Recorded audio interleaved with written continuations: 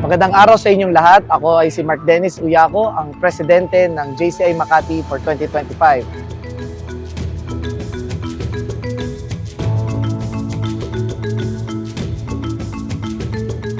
Activity na gagawin natin sa 2025 ay dulot ng ating motivation para maging accelerate the future ang ating mga advokasya.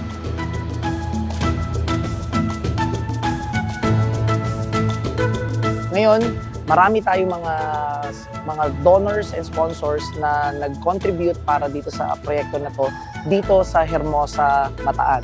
Mga proyektong ginawa natin ay ang sinag-aralan, ang pagbigay natin ng mga libro, ang IPs on the Rise, yung pagbigay natin ng bigas, at ang pag-sewing machine learning session through our Uplift program.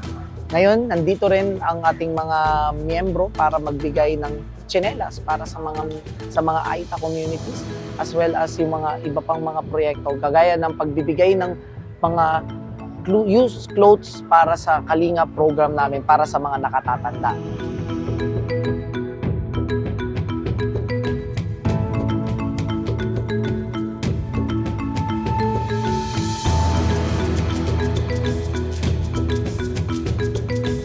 Magpapasalamat ako sa lahat ng mga nag-participate ngayong araw na ito, sa lahat ng aming mga sponsors, donors at mga partners, lalo't sa lahat ng ating mga project chair, lalo na ang ating main chairman of this project, si Rainiel, VP Rainiel at si JCI member Ezekiel.